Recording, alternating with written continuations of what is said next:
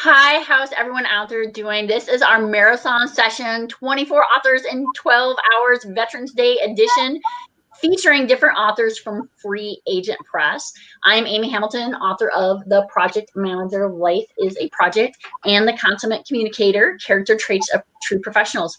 I'm here with Janey Mary today, and I have to say, when I first read the title of her book, it intrigued me because it was definitely something where I was like, oh, I would never think of that as being sort of the hero.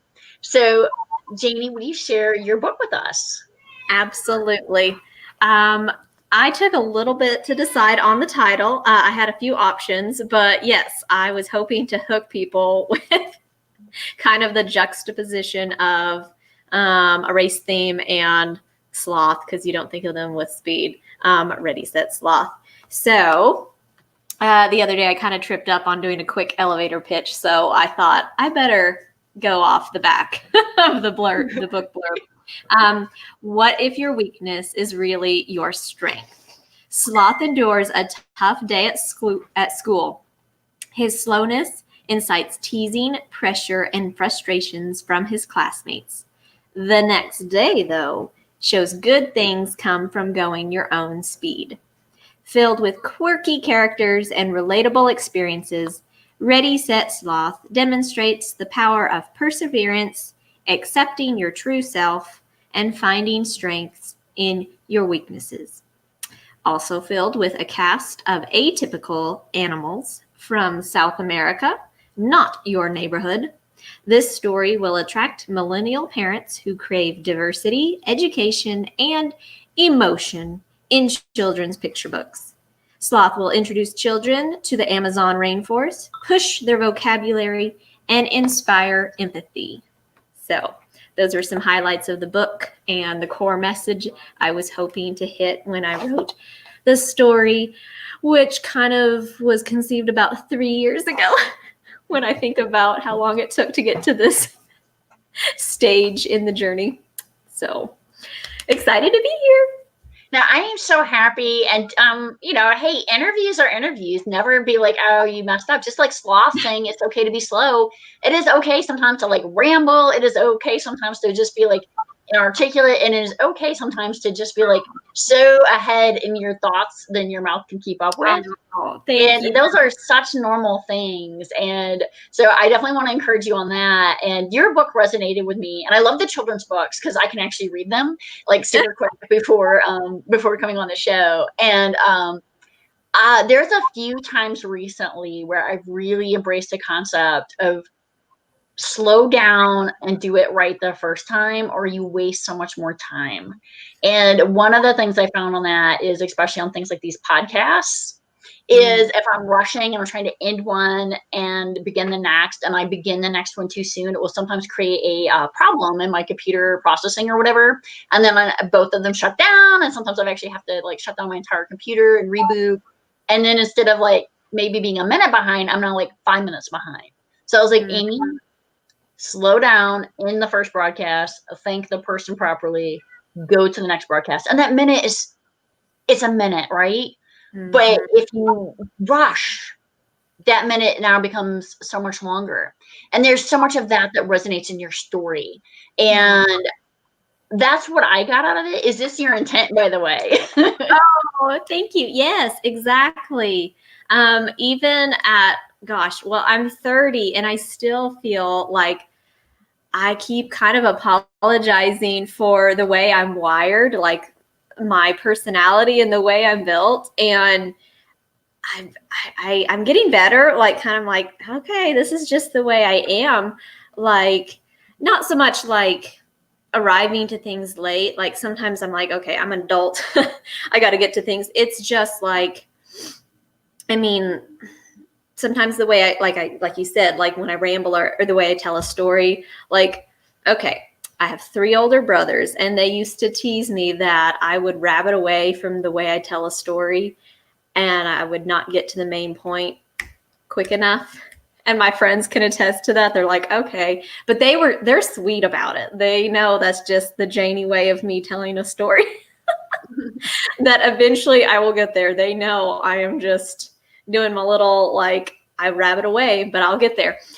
But when I was a kid, I'd be like, oh, sorry, brothers, and they're like, Janey, let's hurry, like, get to it. What are you, and sometimes, kids at school were a bit meaner about other things, tease me about things that I liked. Oh gosh, you talked about podcasts and it made me think, I was on my friend Melissa's podcast and she was like, hey, so you talked about liking Japanese culture and all that. And I was like, yeah, I didn't used to like to admit that because it was like dorky. And, as a middle school student, if you liked anime or graphic novels or comic books or anything, like I mean, with three brothers, I was pretty much a tomboy.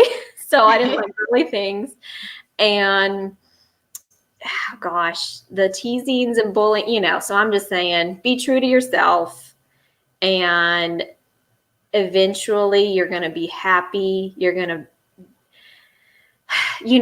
find happiness for yourself. You're going to find your tribe. People accept you. And that's going to be worth so much more than the frustrations of just trying to like fit in, of like, and that's tough for kids. I know, because I went through the same journey that other kids go through of like, okay, if I can just be a chameleon and just pretend, but strangely, there is not a chameleon in my story. It sounds like there's a book 2 coming up. Right? I did. There was a snail quote about like keeping pace. And I was like, is this Sloth's best friend in the sequel? And Shayla was the editor on this book. And she's like my best friend. And she was like, yes, there has to be a snail. Like that is your Sloth's best friend. And I was like, oh my gosh, would that not be the cutest thing ever to have a sloth and a snail?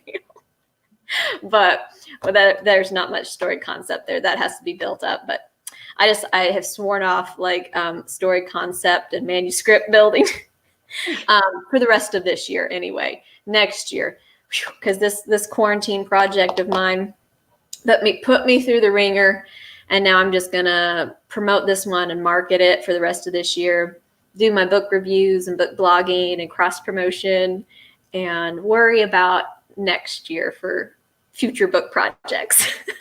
But it's a lot of work, as you know, to put a book out. It is. And then everything that goes with it. So I do want to promote your website, janeymary.com. You have some really, really fabulous book reviews. You were mentioning to me when we were prepping for this that you were doing another book review. Really incredible. One of the things I would really encourage you, and I don't know if you know James's author, Erica. I interviewed her earlier. Have you seen this book before? Because we use the same illustrator.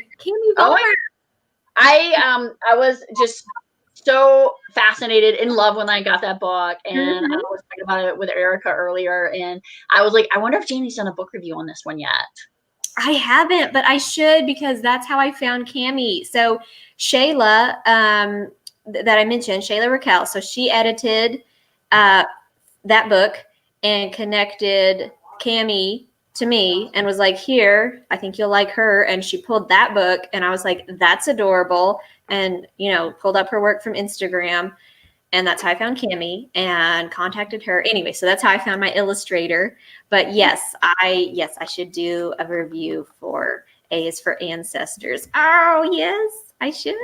I love it. I think it's great because, we're all part of this James Woosley community here. James did my books, and I just want to promote his business today. And normally I wait for the second half, but I feel like with your interview, Janey, you are unique. The Y at the end of your name is unique. And we're just going to go with this. Like, hey, any order, anything we want to talk about. Absolutely.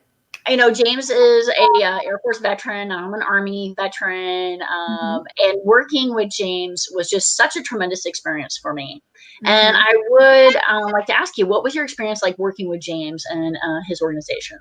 Oh my gosh, he was such a sweetheart. Okay, because I feel like, okay, first of all, I didn't want to do self-publishing. Shayla had to pull my teeth to do it. She was like, you need to do this. Like, Sloth needs to happen instead of, because I was going to do traditional. I tried to pitch and query Sloth, and she's like, okay, but you don't know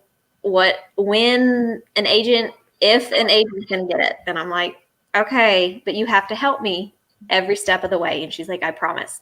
And then she's like, and you want to use James for your formatting, interior formatting. And I was like, okay. She's like, because children's books, interior formatting is special because children's books need, with all the artwork, you can't screw that up. Like, it's not like, novels and where it's just words, not to like downplay, but with all the artwork, you need that special finesse to like make it mesh and look nice and all that. And I was like, that's true. I don't want to put all this work in and then have it look like, well, that doesn't make sense. Why are the words itty bitty and the pictures way too big, or, vice versa? Or, I don't quite understand, the lingo, but he made it look beautiful. And then also double checked on everything. And he's like, hey, can we do a Zoom call just to make sure this is the font you want? And he put one out, and then he gave me like, I don't know, 16 other options or something. And I'm like, no, you nailed it on the first one. I love it. And then he double checked on, I don't know, gosh, because this was a few months ago now, but emailed back and forth and made sure we hit the deadlines. And I said, okay, I'd like to get the ebook ready to go so I can hit the, I don't know if it's an organization for like children's books in middle grade and YA, but it's like Society of Children's Book Writers and Illustrators. So it's a platform that I was trying to promote on their thing. And he's like, yeah, we'll hit that deadline. And most of all, he knew I was on a really strict budget because we're a one income family. So he's like, okay, so if you want to print minimum of 24 pages, here's how I can hit just 24 pages. And I actually thought I had enough pages. He's like, you don't. Let's add some sloth facts at the back of your book. And I was like, oh, okay. And so we did that. And he's like, okay. And we can also add a book plate. And I hadn't even thought about a book plate. And then he said, those are a little boring. How about we have Cammie, spruce up the heading of just, instead of just sloth facts of just normal font. Mm-hmm. We can have her do her little artistic thing and like a little sloth hanging off of it. Oh, I have a book right in front of me. I can show you guys. One of my favorite things. He's hanging off of it. Aww.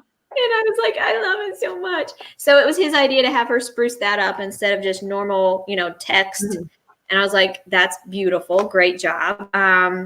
He said, on the copyright page, I can add some art there instead of just a normal copyright. And I was like, so go ahead and show that page. Oh, okay. Yeah. And then I was like, that's a great idea. Just little tidbits that make it a fun kids book. This was the book plate. So kids can have their name. Aww. Little Amazon rainforest sunset. And then he added, sorry, I know it's reverse mirrors. I'm trying to. No, it's fine. So you're a little sloth guy there. So he added that for the copyright. And anyway, just amazingly sweet. So, but yeah, he made sure it was the minimum amount so it wouldn't be too expensive every time I, print paperback or hardcover, which I was super appreciative. I was like, yeah, if we could keep it at the minimum page, which I didn't want to sound tacky. It was like, I'm a cheap author. It was just like, I'm just really budgeted. So I think an author on a budget, and I always promote that, when you're supporting your local author, you're also supporting a small business, which is super important. Yeah. And I'm going to put your link into your Amazon site into the chat for people who want to order the book. And this is such a fun kids book with such a good message. When we live in a world that everything is Insta ready, that it's okay to take your time to get things done, and rewards can come to people who do take their time. Yeah. Yeah. And that's the thing. Like Sloth has a terrible day. and he almost gives up, and he knows tomorrow is like race day, and he's like, oh, it's going to be worse than today was. And he thought today was a bad day. And then it turns around completely, and you just really hope for those days. So it truly is I'm a pretty optimistic person, but I know bad days happen. I know, that happens to kids. I was a good student, but I did not like school, ironically. I enjoyed the comfort of home and, and staying with my family. I loved, Christmas break and summer break, and it was just torture to go back to school. But, so I just wanted to hit the kids early, as an encouragement to them of like, it's okay. I know I keep harping on that, to be true to yourself, but that's the core message. You can't hear that enough. It's just a wonderment. I know kids, they just try to fit in with the popular kids, and I know it's tough to go, it's easier to go with the flow. But that's not always the right thing. So yeah. So one of the things I heard, and I wish I could remember which teacher it was I heard this from, and I thought it was a really interesting thing, is that when she saw kids who were trying too hard to fit in, she would ask them, well, do you want to be average? And kids would say, like, no, I don't want to be average. No one wants to be average. And then she's like, then why are you trying so hard to fit in? And your book, I think, resonates that story, is like, embrace that uniqueness that we each have. Yeah. That's what I hope for. Like Sloth is just such a sweetheart. And even though, gosh, like even my husband was like, ooh, his classmates are so mean. And I use the term bully, not in the book, but like to describe it. I don't know if it was in another interview. I think it was a written interview. And I was like, well, they kind of are, like, but they have a redeeming, turnaround in the story. And they cheer him on in the race. But he shows his character, because even though they've treated him poorly throughout the story, he still shows kindness to them. So I think that shows, more of his true colors, and so I think that's why they can have their redemption, because they're like, oh, wow, look at Sloth, so I don't know. I fell in love immediately the way I was writing Sloth. I was like, he's like the best friend you want to have, your whole life. And so I just love him. He's just the sweetheart little guy. And I was just so proud of this book, and I'm very happy that it's finally here and I get to hold it in my hands. It's just been thrilling. So team effort. It took a team effort. Like I said, I was terrified to do it by myself. And Shay was like, you don't do it by yourself. I'm going to go through it, 5 or 6 times. And like she was like, you're going to have James. And then we had, like I said, Cammie's my illustrator. And we had, oh gosh, exterior formatter. Is that the term? Someone that does the cover. I think cover art. Cover art. Is that cover artist? Even though I've gone through this, someone's like, would you do it again? And I'm like, yes, because I feel like there's such a huge learning curve. If I don't, it was not worth it to go through this, like trying to like gain this knowledge base. So now, like, I'm thinking, instead of the snail, which maybe is a good partner for Sloth, but maybe Sloth's like younger cousin, I don't know. But I'm really thinking Chameleon and Sloth should be hanging out, where Chameleon can learn from Sloth's lessons of uniqueness. Yeah. Where maybe Chameleon's trying too hard to blend in. But besides the book piece, which is so super important, and you've touched on a few things I do want to highlight that's come up throughout the different segments, and one of which is the importance of children reading at a young age and getting this love for books. And I just think so super important that we have these wonderful children's books to encourage them to start reading young, because that's how you're able to persevere and get through life. And one of the other things that's come up through many of the other authors today is the importance of perseverance. We just heard from Lou Del Bianco on perseverance, and also resilience, which Todd Simmons was talking about, is as you go through life, and especially for COVID right now, people going through a lot, and resilience and perseverance. I'm going to put in a link for everyone out there, and this is to support the Wounded Warrior Project. The Wounded Warrior Project, if you buy print copies of my book, 10% of all proceeds of books sold today is going to be going to the Wounded Warrior Project, as well as my books are available for Kindle download all day free if you're interested in doing that.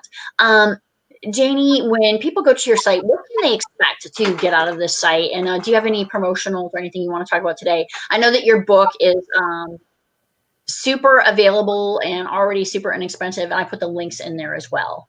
Thank you. Yes, I do have a sale going on at least through November 15th. The ebook is $1.99. It will go up to $4.99 on November 15th.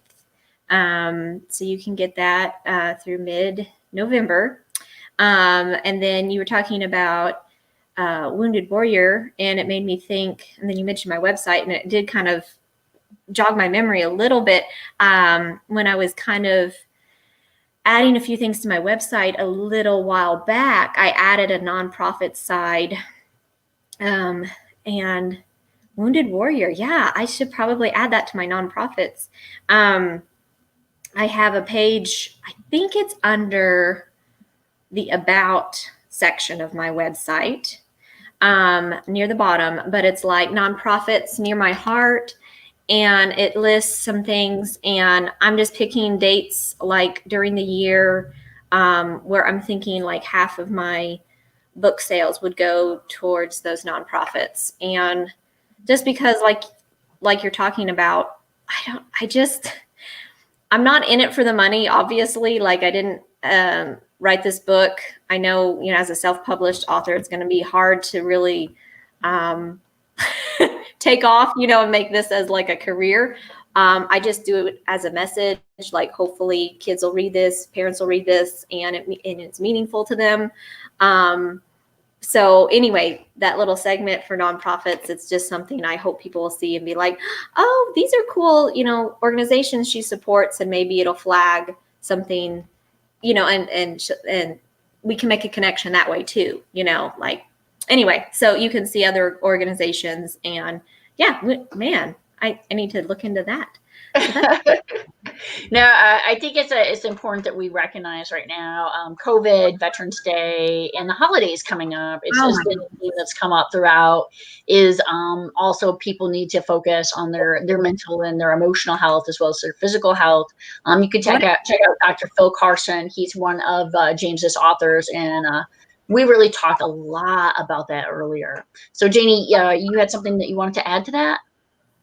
Oh my goodness, it's been one thing after another this year. Like 2020 can just go away. Like I think everybody's just like, let's start celebrating Christmas, which I'm always ready for Christmas. Like it's my favorite holiday, and usually my husband's teasing me that we bring out the Christmas tree too early. And I'm like, no, never. But everybody this year is just like, let's do Christmas. Let's start New Year's. And I'm like, I'm down. Okay. But yeah, that's pretty important. That's amazing that to focus on mental health this year. And oh my goodness, this book was a quarantine project, just to not distract. Like I knew I wanted to do this book. Once Shayla put the seed in my brain to like, you can do it. You can self-publish. I'll help you. I just didn't know quarantine would be this long and I would actually get it done. But yes, the drain on people, and oh my goodness, we could derail into all the things, but yes, politics, COVID, yes, people need all the support and encouragement. And I know books are a huge help and in coping with everything going on in the world. So, yeah, I don't know where I was going with that thought, but hopefully all the doctors that come on here, they can find something to assist with that, whether it's a kid's book or one of your books. No, but sloth brings up a great point too, that the slowdown piece. Some people have actually found that during COVID, they have more time. They're actually spending dinners with their families that they used to not do. And, having the kids at home. With Erica White earlier, we talked a little bit about how difficult it can be. But at the same time, to be able to spend that family time together. I know in my neighborhood now, I actually know my neighbors, which I didn't know before. I would just, commute into the city. And also events like this wouldn't have been as feasible. So just there's a lot of negatives with COVID, but also some really good positives from 2020 for us to embrace as well. That's true. That is such a great spin. Yes. I was just thinking maybe, I feel like this is probably back in the summer though. I was thinking that too, because we were using, I don't know, different parts of technology or different apps, but it was one of my friends. She had moved up to Indianapolis and we were using Marco Polo on our phone. I don't know if you use it, but it's like FaceTime, but you don't both have to be available like a phone call to FaceTime. So I could record a FaceTime message and then she can watch it whenever she's available. And then she records a FaceTime message and then I can watch it whenever I'm available. So it works out great for, people working, busy moms, what have you. So anyway, I mentioned in one of my messages to her, because we really hadn't talked too much since she had moved out of state. And this is my oldest friend. Our moms used to be best friends. So we were like born together, at least since we were toddlers, so that kind of like growing up together, like since babies. Right. And we were down the street from one another. Yeah. Like old friends. And she was one of my bridesmaids. But when people move out of state, you lose touch besides doing the like Facebook, sending each other comments or tagging each other kind of thing. Anyway, so besides the occasional text or doing the Facebook thing, we were, kind of losing the closeness. So we were doing that Marco Polo and I was like, whoa, look at COVID. Like we're talking more because we're doing this like, Marco Polo thing and kind of be more intentional because we're doing this and like you said, using this technology that's available. I know we're out of state, so it's kind of like we would have been having to do this anyway, but I had downloaded Marco Polo to do it with friends here in Oklahoma City. But we couldn't, gather together in the city. So we were doing the Marco Polo and I was like, oh, I better do it with Kim, who's out of state. And so we were doing that. And I was like, that was my silver lining, was like, oh, we're reaching and getting reconnecting and getting close again. So you are very true. There is a silver lining. Thank you so much for your time today. It is actually time for us to say goodbye. And the next author feature is going to be Ron Price, also from James. So super excited. And hopefully you can tune into the next broadcast. Thank you again for your time today, Janey. Absolutely. Man, that zoomed by. I know. Thanks for having me, Amy. Happy to be here. Thank you.